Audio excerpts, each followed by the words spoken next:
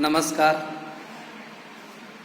गायत्री विद्या मंदिर उच्च माध्यमिक विद्यालय सांचौर की ऑनलाइन क्लास में आपका स्वागत है। प्रिय विद्यार्थियों, आज हम कक्षा 12 विषय इतिहास में सामाजिक धार्मिक सुधार आंदोलनों में रामकृष्ण मिशन और स्वामी विवेकानंद के बारे में पढ़ेंगे। इससे पहले हमने स्वामी दयानंद सरस्वती व उनके आर्य समाज के बारे में पढ़ा था। उनसे पहले हमने ब्रह्म समाज और राजा राम मोहन राय के बारे में पढ़ा था कि इन्होंने किस प्रकार से समाज में समाज सुधार का कार्य है वो किया था। अब देखिए,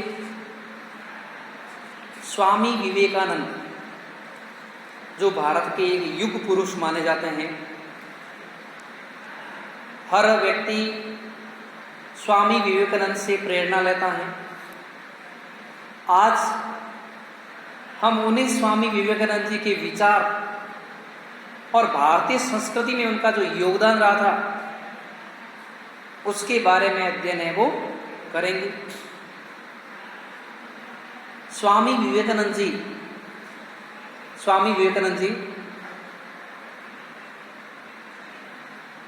बचपन में कुशाग्र बुद्धि की थी, लेकिन वे नास्तिक थे। नास्तिक का मतलब क्या होता है? ईश्वर में विश्वास न रखने वाला क्या कहलाता है? नास्तिक।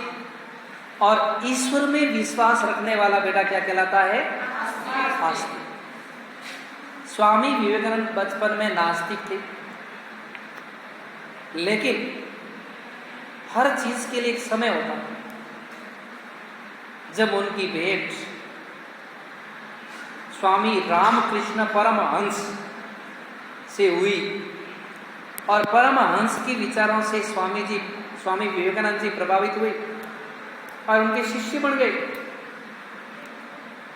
और उसके बाद स्वामी विवेकानंद ने भारतीय धर्म, भारतीय संस्कृति को संपूर्ण विश्व में आगे बढ़ाने का प्रयास है वो किया था। स्वामी विवेकानंद का मानना था कि भारत की संस्कृति, भारत की आध्यात्मिकता और भारतीय भूमि पर जन्म लेने वाला व्यक्ति अपने आप में एक श्रेष्ठ माना। जब 1893 में अमेरिका के शिकागो शहर में विश्व धर्म सम्मेलन का आयोजन हुआ था, जिसमें पूरे विश्व के महात्मा, साधु संत, विद्वान भाग लेने के लिए जा रहे थे। स्वामी विवेकानंद भी खेतड़ी के महाराजा अजीत सिंह की सहायता से भाग लेने के लिए पहुंचे वहां। और स्वामी जी के जब भाषण की बारी आई तो स्वामी जी ने अपने उद्बोधन मेरे अमेरिकी भाइयों और बहनों शब्द जैसे व्याख्यान उन्होंने बोला और पूरी भीड़, जनता स्वामी जी को सुनने के लिए लालायित होने लगी। स्वामी जी ने अपना लेक्चर दिया और स्वामी जी के लेक्चर के बाद अमेरिका में बहुत से स्वामी जी के अनुयायी बन गए। स्वामी जी ने युवाओं को प्रोत्साहित किया और उन्होंने स्वावलंबन का विचार पनपाते हुए उठो जागो और लक्ष्य की प्राप्ति तक मत रुको का नारा दिया। स्वामी विवेकानंद ने विदेशी भूमि पर जाने के बावजूद भी कभी उन्होंने विदेशियों का गुणगान नहीं किया, अपितु उन्होंने भारत की संस्कृति का गुणगान किया। इस तरह स्वामी जी ने अपना पूरा जीवन एक समाज सुधारक के रूप में, धार्मिक सुधारक के रूप में वो व्यतीत किया था। समझ में आई बेटा? अब हम पढ़ते हैं। देखिए, आप किताब में ध्यान दीजिए ताकि आपको समझ में भी आ जाए। तो देखिए, रामकृष्ण मिशन के संस्थापक स्वामी विवेकानंद का जन्म 12 जनवरी 1863 ईस्वी को कलकत्ता में हुआ था। आज भी 12 जनवरी हम किसके रूप में मनाते हैं? युवा दिवस। किसके रूप में मनाते हैं? युवा दिवस के रूप में मनाते हैं, क्योंकि इस दिन स्वामी विवेकानंद जी भारत की पवित्र भूमि पर अवतरित हुए। स्वामी विवेकानंद के बचपन का नाम नरेंद्र नाथ दत्त था। इनके पिता विश्वनाथ दत्त और माता का नाम भुवनेश्वरी देवी। पिता का नाम विश्वनाथ दत्त और माता का नाम क्या था बेटा? भुवनेश्वरी देवी। याद रह जाएगा, बस याद रखना। 12 जनवरी 1863 को कलकत्ता में स्वामी जी का जन्म हुआ। बचपन का नाम नरेंद्र। अगर याद नहीं रहता हो तो ऐसे याद कर लो, नास्तिक नरेंद्र आस्तिक नरेंद्र अभवत। यानी जो नरेंद्र पहले नास्तिक था और रामकृष्ण मिशन या स्वामी रामकृष्ण परमहंस के प्रभाव में आकर के आस्तिक बन गए, ईश्वर में आस्था वाले बन गए। स्वामी विवेकानंद कलकत्ता विश्वविद्यालय से स्नातक थे। बेटा समझते हो स्नातक? आप अभी 12th कर रहे हो? हाँ, आप अभी 12th कर रहे हो और 12th के बाद में आप 3 साल तक पढ़ोगे, BA first year, BA second year, BA final year. तो बेटा आप क्या माने जाओगे? स्नातक। और उसके बाद जब आप एमए कर दोगे तो स्नातकोत्तर। तो स्वामी विवेकानंद जी उस समय में स्नातक थे। तो आप समझ सकते हो उनकी शिक्षा कितनी अच्छी हुई होगी। स्वामी विवेकानंद अपनी धार्मिक एवं आध्यात्मिक जिज्ञासा के कारण रामकृष्ण परमहंस के संपर्क में आ गए। बेटा जब हमारे मन में कोई विचार आता है, हम कुछ करने का ठान लेते हैं, ईश्वर अपने आप हमें रास्ता दिखाता है। स्वामी जी के मन में भी धार्मिक और आध्यात्मिक जिज्ञासा। अब जैसे आपके मन में भी विचार आते होंगे, आपके मन में भी ऐसे विचार आते होंगे कि ईश्वर क्या है। कई कहते हैं निर्गुण है, कई कहते हैं सगुण है, कई कहते हैं ईश्वर घट घट में व्यापक है, कई कहते हैं ईश्वर मूर्ति पूजा भी करते हैं तो मूर्ति में है। अब ऐसे विचार स्वामी जी के दिमाग में भी आने लगे और इन विचारों को सॉल्व करने के लिए उन्होंने किसका सहारा लिया? स्वामी रामकृष्ण परमहंस का सहारा है वो लिया। रामकृष्ण परमहंस कलकत्ता में दक्षिणेश्वर मंदिर के पुजारी थे। याद रखना भैया, स्वामी रामकृष्ण परमहंस कलकत्ता में दक्षिणेश्वर मंदिर में क्या थे बेटा? पुजारी। और कौन सी माता के? काली माता। रामकृष्ण परमहंस दक्षिणेश्वर मंदिर में काली माता के पुजारी थे। रामकृष्ण की हिंदू धर्म में गहरी आस्था थी। बेटा एक चीज और बताऊं, सुनिए, मैं समझाता हूं तब आपका ध्यान मेरी ओर होना चाहिए। आपकी भी धर्म में आस्था होनी चाहिए। आप भी बेटा धर्म से जुड़े हुए रहना, क्योंकि जो व्यक्ति धर्म से जुड़ा हुआ रहेगा ना, हमेशा ईश्वर उसका साथ देता है। तो रामकृष्ण परमहंस है, इनकी हिंदू धर्म में गहरी आस्था थी। रामकृष्ण ईश्वर की प्राप्ति के लिए निस्वार्थ भक्ति भावना पर बल देते थे। याद रखना बेटा, रामकृष्ण परमहंस हैं, उनका कहना था कि अगर आप ईश्वर को प्राप्त करना चाहते हो, भगवान को प्राप्त करना चाहते हो, तो बेटा आप पैसों से, धन से खरीद नहीं सकते। आपको श्रद्धा, भक्ति और ईश्वर के प्रति निस्वार्थ भक्ति भावना, ये भगवान कोरोना से बता देना, मैं आपको आगे प्रसाद चढ़ा दूंगा, ये क्या हो गया? स्वार्थ। निस्वार्थ भक्ति। हे ईश्वर, मारने वाला भी तुम, ताड़ने वाला भी तुम, तू ही माता, तू ही पिता।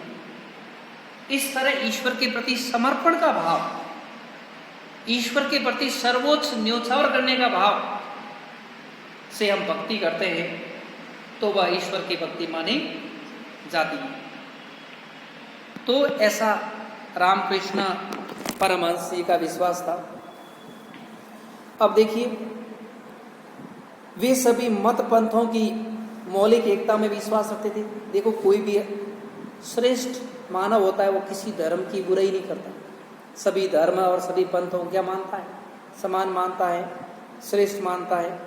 तो रामकृष्ण जी भी ऐसे ही थे।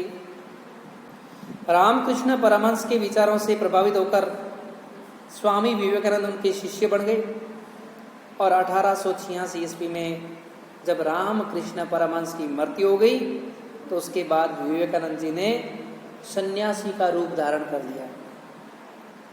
आपने स्वामी जी का फोटो देखा हुआ है, स्वामी विवेकानंद जी का? आपने देखा स्वामी जी के जीन्स पहनी हुई थी? आपने देखा स्वामी जी के टी शर्ट पहना हुआ था? स्वामी जी के सिर पर पगड़ी थी।